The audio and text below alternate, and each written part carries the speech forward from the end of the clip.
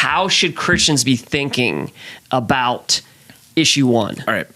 So what is issue one, and then how should we be as Christians thinking about it? Yeah, and we're asking the question that way because this is a Christian podcast, right? We're a church. This is, the podcast is first and foremost for the gathering for our church. Other people watch it. That's great. That's awesome. Yeah, or to get a different perspective, but possibly. This is a chance for us to, say, hey, for those of us who follow Jesus, how should we approach these kind of things? So I want to start, before we get into the actual issue one, by kind of laying a framework for just how we should always approach issues in elections. All right. So I'm going to give us 3 questions to ask. Okay. Question number 1, which is fairly simple, is this right or wrong? For example, if there was an issue on the ballot that was like, we're going to institute a purge in Ohio, like those movies, The Purge, and there's like a million of them. We would say immediately, well, that's wrong. Yeah. Right? That's obviously wrong. Yeah. So that no question about it. Right. So that moves us on to question number 2, which is, should Christians actively work to create new laws to either prohibit things that are wrong or to enforce things that are right? Yeah. Right. This is a really important question because there are things that we would say are wrong that there's no law against, like adultery. I mean, there are probably, in some places, there's old laws in the book, but they're never enforced, right? We would say adultery is wrong. Right. But it's not illegal. So should Christians be actively engaged in the political process to try to make adultery wrong? Well, nobody's out there making that argument that we should, right? Yeah. But it's an important question. Well, do you think nobody? There may be some. Maybe there is. Maybe there is. So, that brings us to issue 1, which is all about abortion. And the question then is, should Christians be actively engaged in the political process to try to prohibit abortion if they think it's wrong? Or is this like adultery? Well, I feel like this is a pretty easy answer to this. If it's important, then we should be involved in it. Yeah. So there's a distinction that I'm making right here, because that brings us to the third question, which is, when we have the opportunity to vote, should we vote based on our conscience, right? So, and yes, right. It's obvious on that one. Yes. So the question then becomes, all right, so when an issue is up for election, of course Christians should be engaged in that process. Right. But should we always try to, legislate morality? Probably not. Are we talking specifically about issues on the ballot here? Well, right now we are, Okay. Yeah. All right. So, I don't think we should try to legislate to force people to read the Bible every day. I don't think we should do that. Yeah. I don't think we should legislate and try to force people to go to church. Yeah. Even though we would say those are both good things that people should do. Right.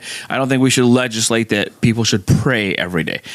So we're not going to actively engage the political process to try to enforce every aspect of what we think is right and wrong in society. Yeah. Are we speaking as Christians in general right now? Okay. Yeah. So you're going to have in America. You're going to have extremes on both sides, right? You're going to have extremes that may say we should try to get a Christian president in there. Yeah. You might have people who say Christians shouldn't vote at all. Yeah.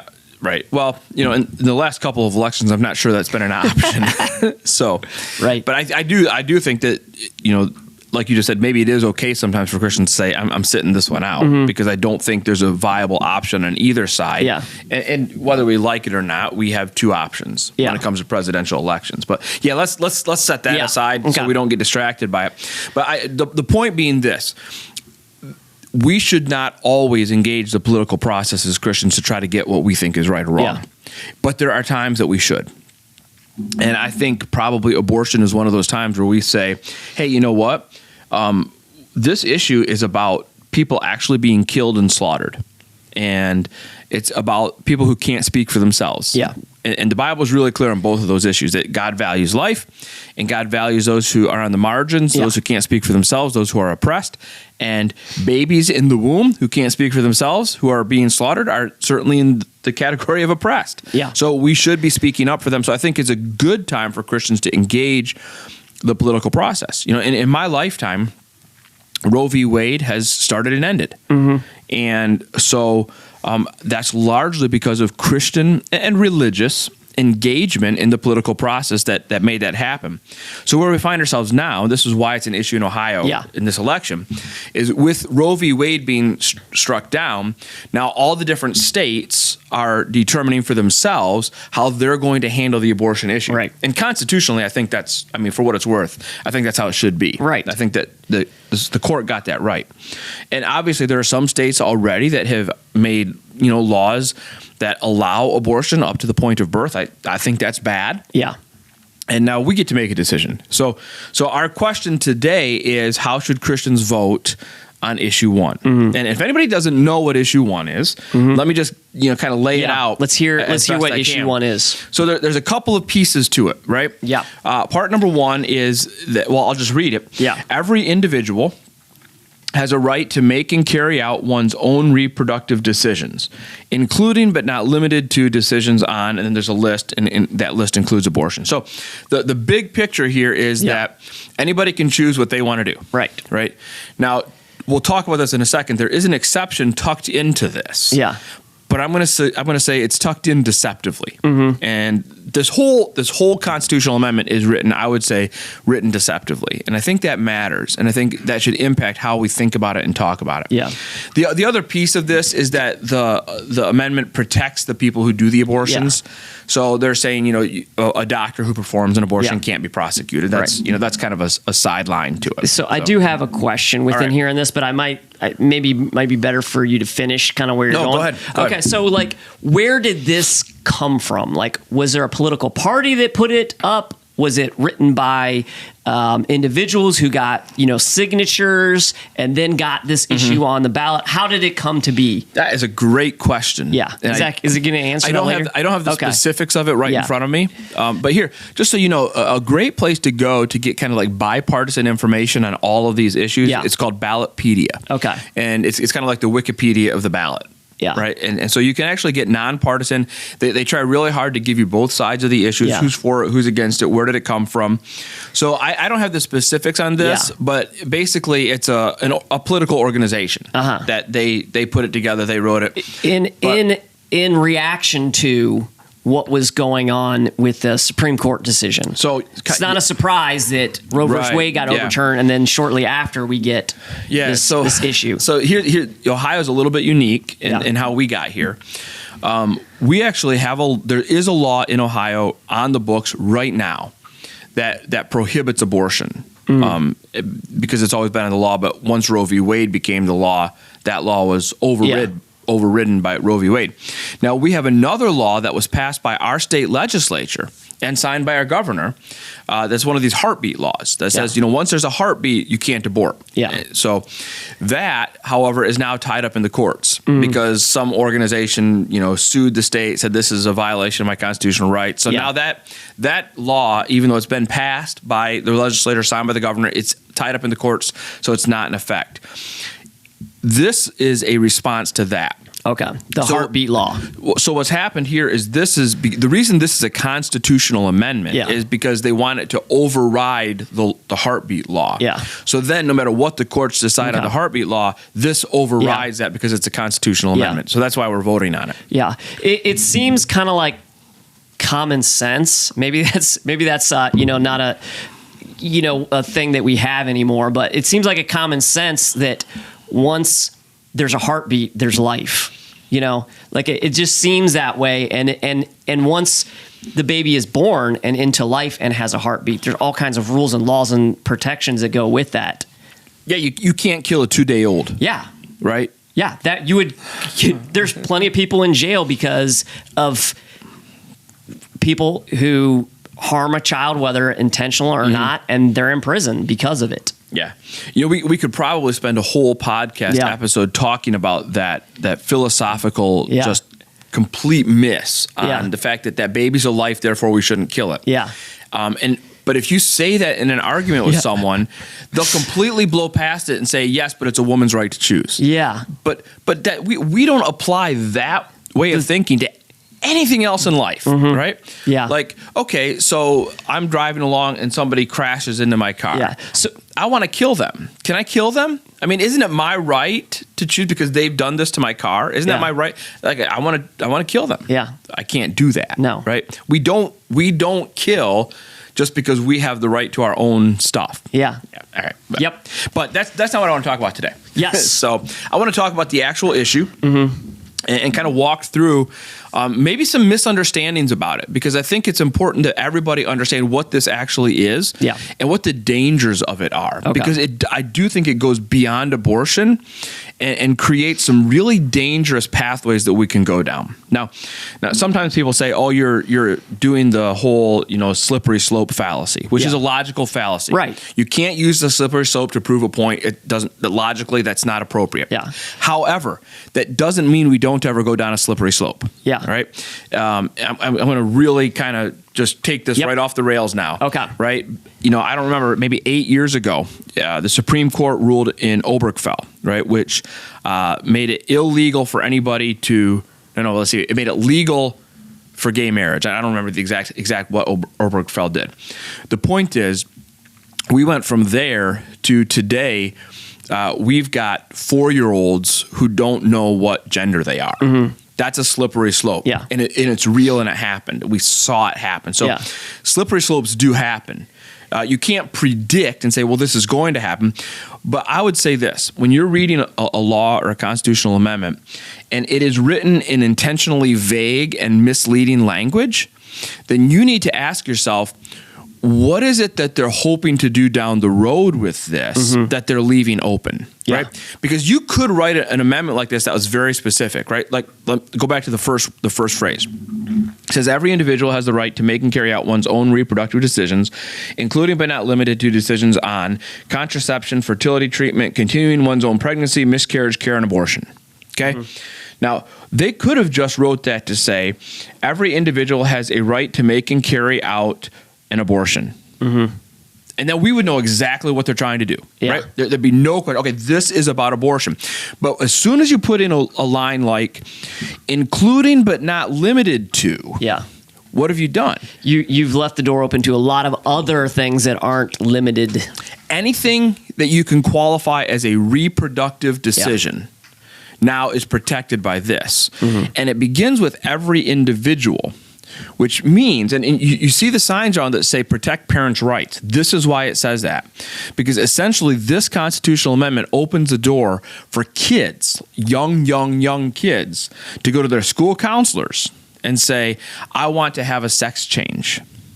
And the school counselors will say, all right, let's do it. We're not going to tell the parents. We're going to go behind their back. We're going to take kids away from their parents because that individual has a right to a reproductive decision. And as we'll see in a minute, the standard is going to be set by the opinions of individuals, not by science. All right, so we'll keep going on that. So you read down the issue a little bit further, and there's this exception, and this is where they're trying to deceive you. Okay, this is where they're trying to trick you, because written into this is this line: however, abortion may be prohibited after fetal viability.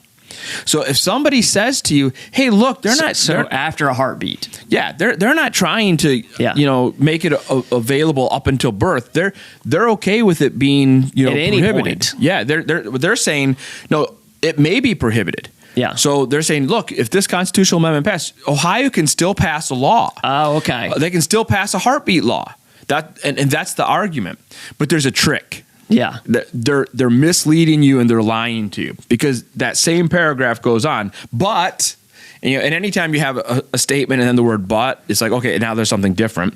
But in no case may such an abortion be prohibited if in the professional judgment of the pregnant patient's treating physician, it is necessary to protect the pregnant patient's life or health. A couple words. Or health. Yes. But wait, we'll get to that, because that is huge. Yeah, it is. But first of all, it's in the professional judgment of the physician. Oh, great. So essentially what this means is their call. You can pass a law to prohibit abortion if you want. But it's up to the physician. If the doctor says, no, you need this, then it can go. So all you have to do is go out and find one doctor somewhere. And do you think they're out there? There's plenty of them, I'm sure. One doctor somewhere who will say, yeah, you need this.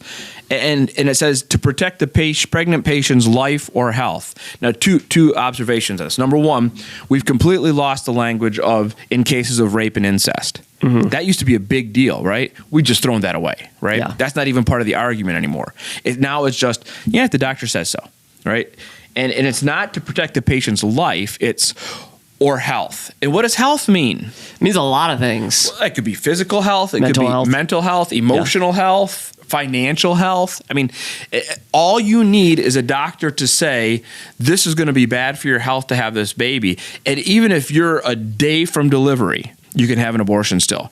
And this makes it impossible for the state to pass laws against that. So, all right.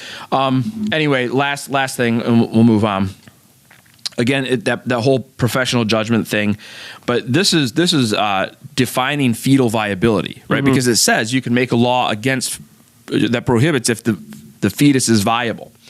Fetal viability means you would think here for the party that believes in science, right? Yeah. That we're going to get some kind of a scientific definition. I'm going to be honest, that is the most, it's very ironic to me, too. It is. That whole concept of that. Like, if you say to me, give me a scientific definition of fetal viability. A heartbeat. Okay, maybe that's not even viable. Like maybe, but like okay. If you have a heartbeat, then you have a body that is pumping blood through it. Yes, you at least have something like this is scientific. Yeah. Brain activity. Yeah. Right. Movement. Yeah. A lot of things you could say. You could even go way further in the pregnancy and say the ability to exist outside of the womb, or like developed lungs. Yeah. All these things you could go with. It'd be like, this is a scientific definition of fetal viability. Yeah. That's not what we go with. Fetal viability means the point in a pregnancy when, in the professional judgment of the pregnant patient's treating physician. Mm-hmm. So again, just go find a doctor who says what you want, and whatever their opinion is, they decide. Yeah. The fetus has a significant likelihood of survival outside the uterus with reasonable measures. And then here's the last line. This is determined on a case-by-case basis. Right. In other words, what that means is if one doctor says fetal viability is here, and another doctor says fetal viability is here, they both get to be right. Yeah. So no one can ever go back to the courts and say, look, these, like you got 10 out of 11 doctors say this is fetal viability. That means nothing.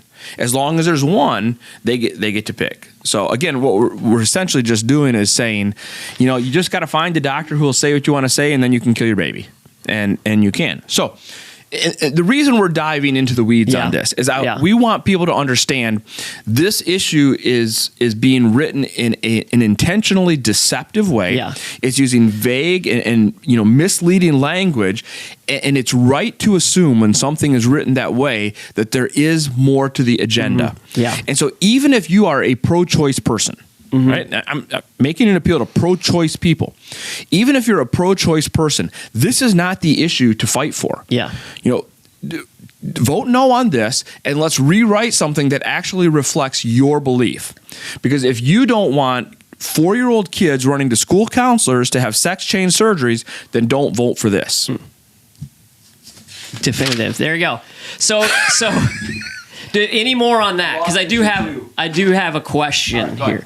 Okay, because I just feel like, with this is about abortion. This is about a law. It's very much black and white the way it is written, right? Mm-hmm. That's how laws work.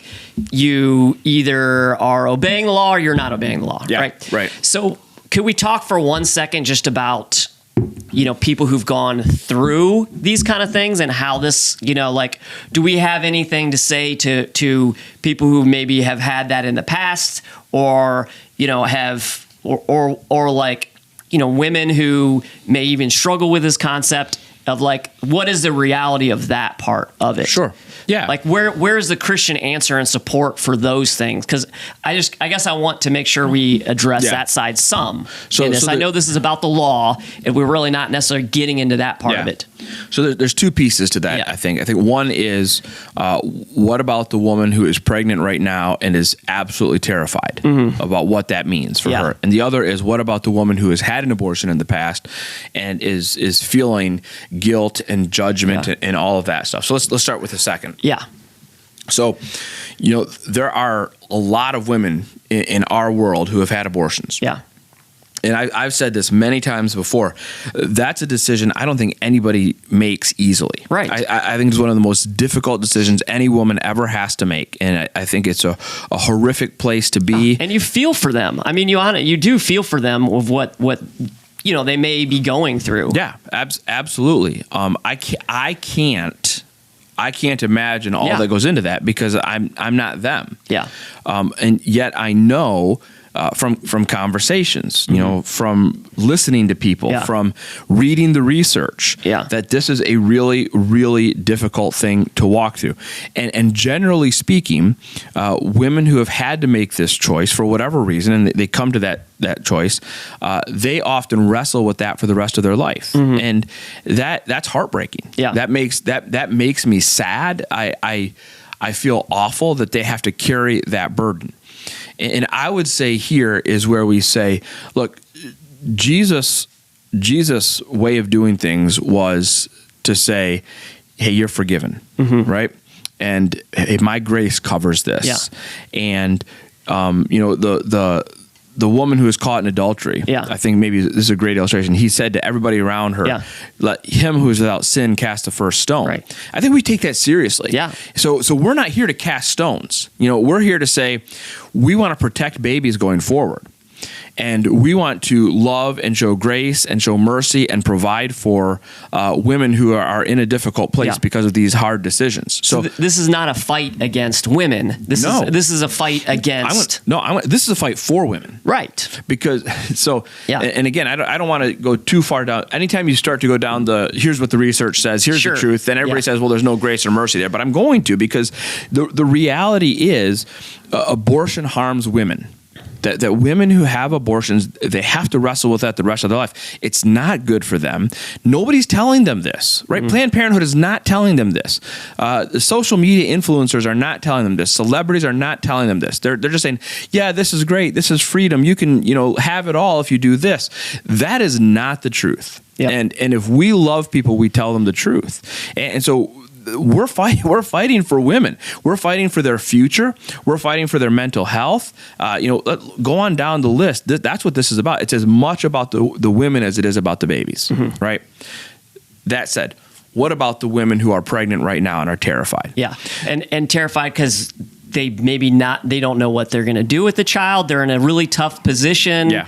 All of those things that come along with just a pregnancy that you're either not prepared for or not equipped to carry out. There are so many resources and options that God's people are making available, right? Like if you feel like I can't have this child because I can't raise this child.